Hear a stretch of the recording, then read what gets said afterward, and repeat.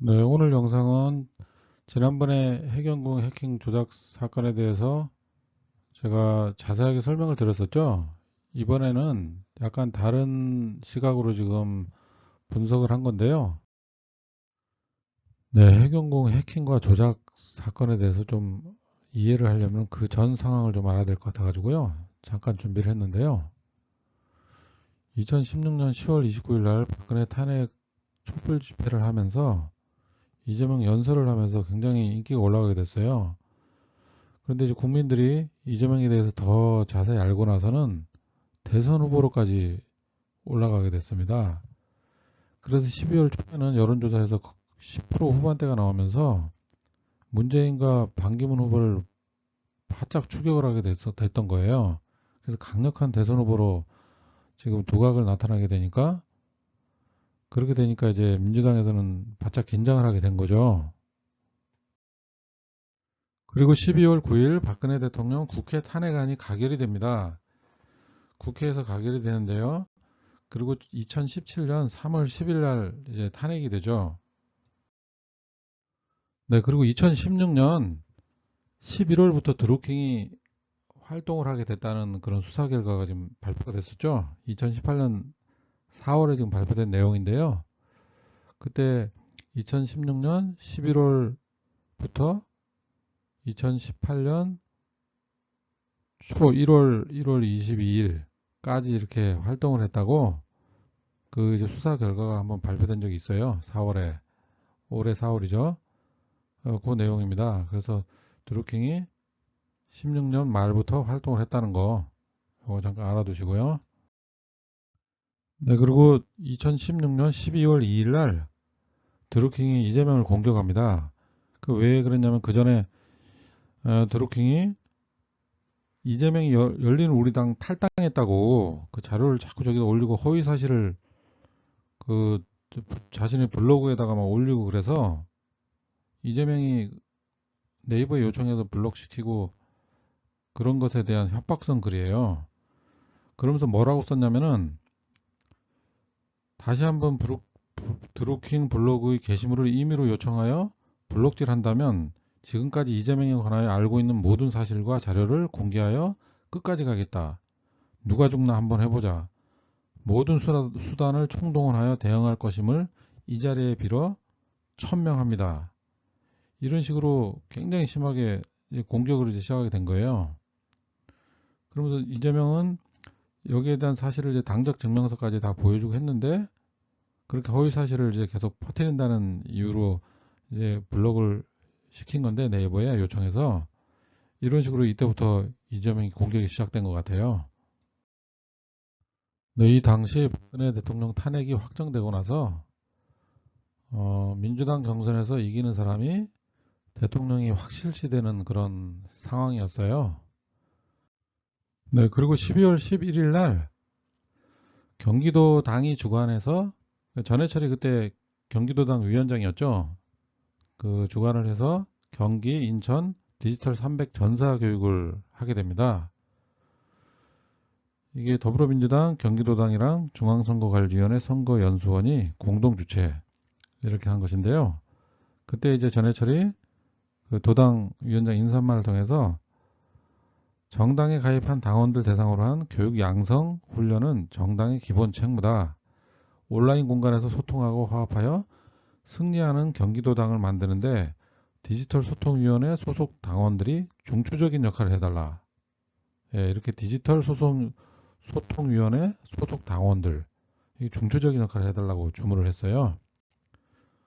제가 봤을 땐 여기서 지금 난동질하는 똥파리들이 양성된 게 아닌가 이런 생각이 드네요. 그리고 2017년 1월 그 문재인 대선 캠프 조항기 SNS 팀장이 합류를 하게 됩니다. 이 조항기는 2012년 문재인 후보 뉴미디어 SNS 지원 단장이었는데요. 그 당시 70여 명 규모 SNS 활동으로 사조직 운영하게 됨으로써 2014년 12월에 선거법 위반 선고를 받게 됩니다.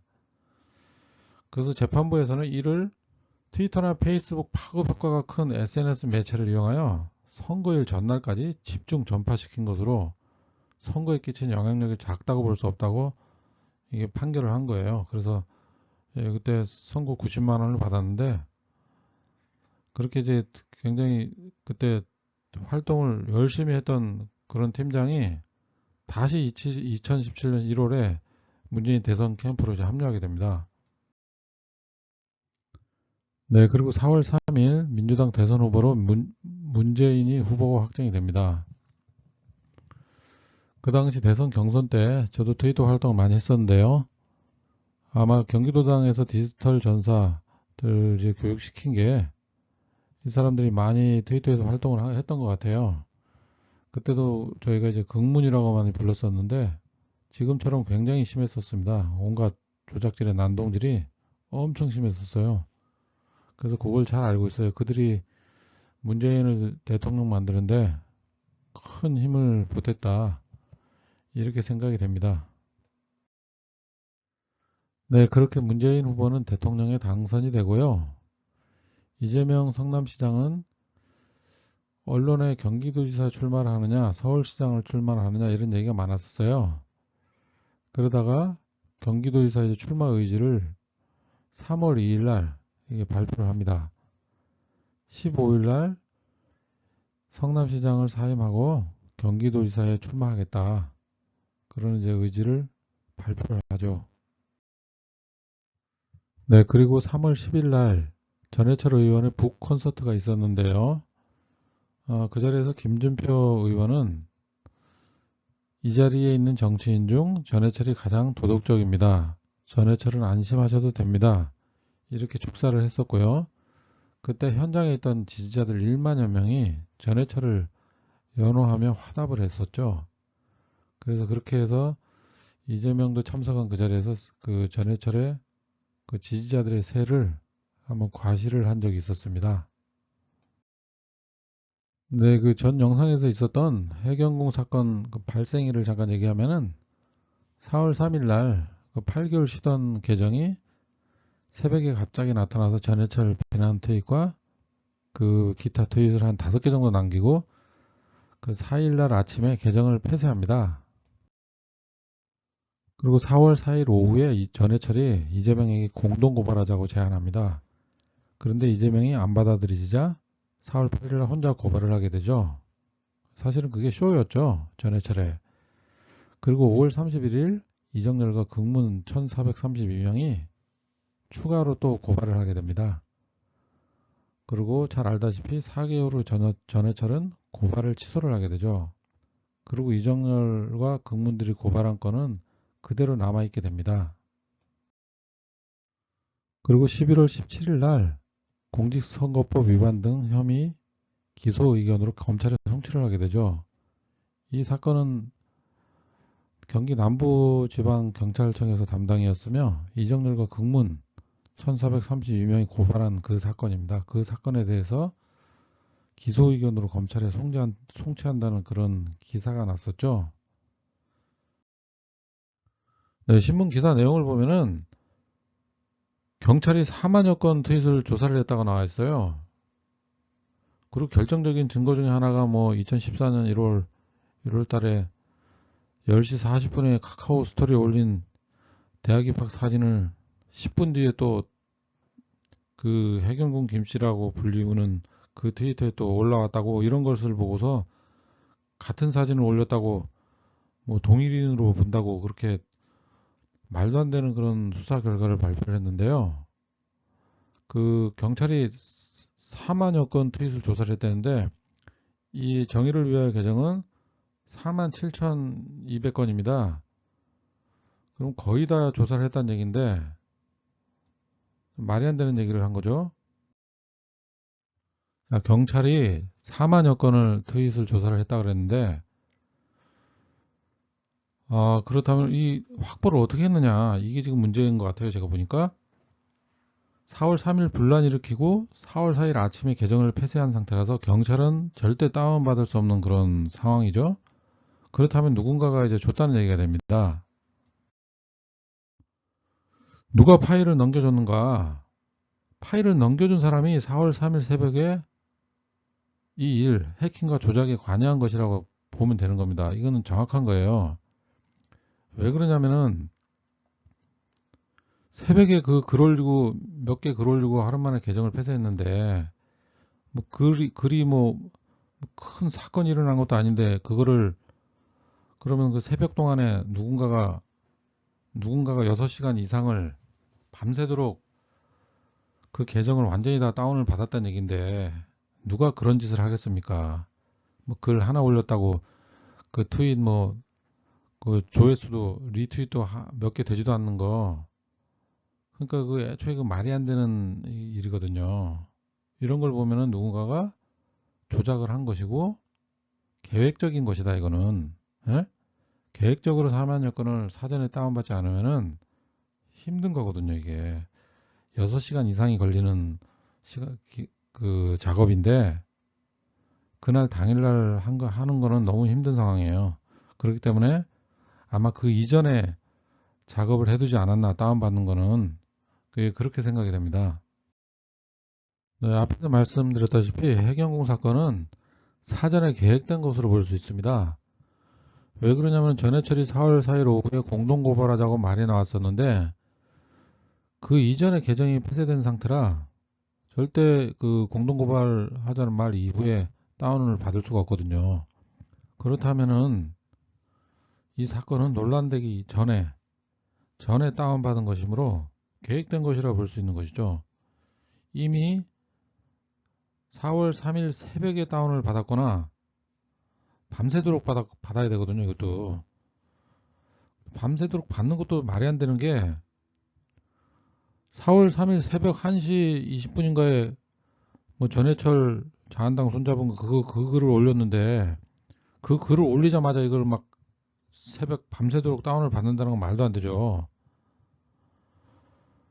그렇다면 그게 하루쯤 논란이 된 이후에 이 사람 이거 고발을 해야겠다 이런 생각을 가지고 다운을 받았다고 생각하면은 그것도 지금 말이 안 되는 게 뭐 하루 종일 뭐 논란 돼봤자 그 트윗이 뭐 리트윗이 얼마 몇 개 한 개인가 두 개 되고 얼마 되지도 않은 상황이었는데 그렇게까지 다운을 받을 필요가 없는 상황이었죠. 고발하려고 마음 먹은 것도 아니었고 그 시점에는 그렇기 때문에 이거는 이미 계획된 것이다.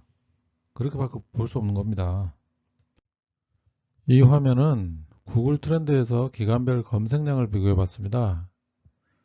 4월 3일이 08HK킴 검색 최고조였는데 트위터 실시간 검색 상위에 오를 정도였습니다. 그날은.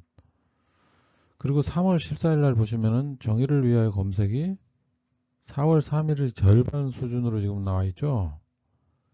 그래도 꽤 많은 양이라고 볼 수 있습니다. 이거는 3월 14일은 아까 보셨던 3월 11일 전해철 북 콘서트가 있고 며칠 후입니다. 그 당시 1만여 명 지지자들이 모여서 결집을 다졌는데요. 그 이후에 지지자들이 즉시 행동에 옮긴 것이라 보면 되겠습니다. 왜냐하면 4월 3일 검색도 전부 그 지지자들이 만든 것이거든요. 4월 3일 새벽에는 글 남기고 퍼나르고 작업하느라고 굉장히 바쁘기 때문에 그 4만여 건이나 되는 걸 다운받을 시간이 사실 부족했을 겁니다. 그렇기 때문에 제가 보기에 3월 14일 날 모든 걸 다 계획을 하고 그날 다 다운을 받은 것으로 보입니다. 그리고 전해철은 4일 오후에 4월 4일 오후에 이재명이 공동 개발하자고 공동 고발하자고 제안하죠. 근데 그렇기 때문에 정상적이라면은 4월 3일부터 4일 하루 동안의 트윗을 통째로 다운받을 수 있는 일이 받을 수가 없죠. 뭐 빨리 받아도 6시간 더 걸리거든요. 그게 제가 해봐서 알거든요. 4만 건을 다운받았다는 게 아니라 몇백 건 다운받는데 그 정도 시간이 걸려요. 제가 테스트 다 해봤거든요. 그래서 6시간 이상 걸려요. 쉬지 않고 해도. 그런데 경찰에서 그 자료를 가지고 있다는 것은 이미 자료를 어떻게 이렇게 확보를 했나 지금 이해가 안 되는 부분인데요. 그러니까 정상적인 그 절차에 의한 것이라면 그 자료를 확보를 할 수가 없어요. 경찰이 직접 다운로드 받을 수 없는 상황이고 그렇기 때문에 경찰은 그 이전에 미리 만들어 놨던 거를 뭐 이정열 변호사가 받았겠죠. 누군가가 이정열한테 줘가지고 받은 걸로 보입니다. 그렇기 때문에 누가 이정열에게 자료를 만들어서 건네줬는지 이게 밝혀야 할 것입니다. 그 자료를 만든 사람이 해킹과 조작질의 주범인 것입니다. 네, 이 화면은 방금 보신 그 검색 결과에 대한 지역별 분포입니다. 보시면은 경기도하고 서울인데 경기도에서 집중적으로 이 검색이 있었다는 것이 지금 확인되고 있는데요. 이걸 보면은 경기도 그 디지털 전사들이 한 짓이라고밖에 의심을 안 할 수가 없어요. 이제 그런 상황인 거죠. 자, 다시 한번 정리해서 이 화면을 보고 말씀드릴게요. 정의를 위해 개정은 4월 3일 기준으로 약 8개월간 쉬던 계정이었고, 그런데 이제 3월 14일 날 갑자기 검색이 됩니다. 쉬는 계정에서 이렇게 검색이 된다는 것은 좀 의아한 일이죠. 그런데 3월 14일이 무슨 날이냐면 아까 말씀드렸다시피 3월 11일은 전해철 북콘서트가 있는 날이었고, 그날 1만여 명의 지지자들이 모여서 결집을 다졌고, 그날 이후 며칠 후입니다, 이게. 그런 것을 보면은 그 1만여 명 지지자들 중에서 아마 지난 2016년 12월 그 대선을 준비하면서 디지털 300 그 전사들도 아마 포함이 되어 있는 것으로 보입니다. 경기도에 있는 지지자들이겠죠, 대부분이. 그래서 대선 경선 때 그 경기도 디지털 전사들에게 엄청 당해봐서 우리 이재명 지지자들은 아마 잘 알고 있을 겁니다. 트위터에서 엄청 많이 활동했었죠. 그리고 이 정도 검색이면은 4월 3일 새벽 최고조에 달했을 때 기준으로 한 50% 정도 되는 건데요. 이날 계정 해킹과 조작이 있었다. 계획이 그날 다 세워진 것이다. 이렇게 보면 될 것 같습니다. 그리고 4만여 건의 트윗을 미리 다운받았기 때문에 경찰에서 그 자료를 가지고 있는 것이다. 이것이 4월 3일 날 해킹해서 다운받을 일도 없고 사실 뭐 고발할 생각도 없었던 상황이죠. 정상적인 거라면은. 고발할 상황도 아니었는데 다운받을 일이 없다는 거죠. 그렇기 때문에 미리 계획했다는 거예요. 이거는. 계획을 안 하면은 다운을 저렇게 받을 수도 없고 검색도 저렇게 늘어날 수도 없고 완전히 이건 조직적으로 했기 때문에 미리 다 준비된 작업이라는 겁니다. 이게 지금 검색 비율 구글 트렌드만 봐도 이런 그래프가 나온다는 것은 이 조작질을 했다는 얘기거든요. 그렇기 때문에 사전에 다 계획된 것이었다. 이렇게 보는 것이 맞고요. 그리고 이런 작업들은 아까 그림에서 봤듯이 지역별 분포도에서 봤듯이 경기도를 중심으로 일어났다. 그렇다면은 그 경기도는 디지털 전사들일 가능성이 굉장히 높다. 그 디지털 전사들을 양성한 것은 전해철이다. 하지만 전해철은 지시를 했다는 얘기가 아니라 전해철이 주도를 해가지고 디지털 전사들을 양성을 했고 그 디지털 전사들은 충성하는 마음으로 전해철을 위해서 별도의 작업을 통해 가지고 이런 짓을 벌렸다. 이런 게 저의 생각입니다. 하지만 전해철이 디지털 전사들을 어떻게 교육을 시켰길래 전부 이렇게 사기꾼이 돼가지고 활동을 하게 됐는지 거기에 대한 책임은 면하기는 어렵지 않나 이렇게 생각이 됩니다. 정신교육을 좀 잘 시키고 올바른 그 인성교육을 시켰으면은 디지털 전사 활동을 하더라도 정상적인 활동을 했을 텐데 어떻게 교육을 시켰길래 전부 이렇게 다 검문 사기꾼들이 돼가지고 이게 인터넷에서 트위터에서 그 난동질을 부리고 있는지 이 여기에 대한 해킹에 대한 책임은 없을 수 있겠지만은 이 교육을 도대체 어떻게 시켰는지 여기에 대한 책임은 전해철 의원이 져야 될 것입니다. 네, 마지막으로 11월 19일 날 JTBC와 인터뷰에서 이재명 도지사가 한 얘기입니다. 경찰이 이재명 부부 수사 노력의 10분의 1만 삼성바이오 분식회계 사건, 기득권의 부정부패에 집중했으면 나라가 10배는 더 좋아졌을 것입니다. 저들이 바라는 바 이 저열한 정치 공세의 목표는 이재명이 일을 못하게 하는 것입니다. 그래서 지금보다 더 도정에 집중해서 도정 성과로 저열한 정치 공세에 대해 답을 해드리도록 하겠습니다.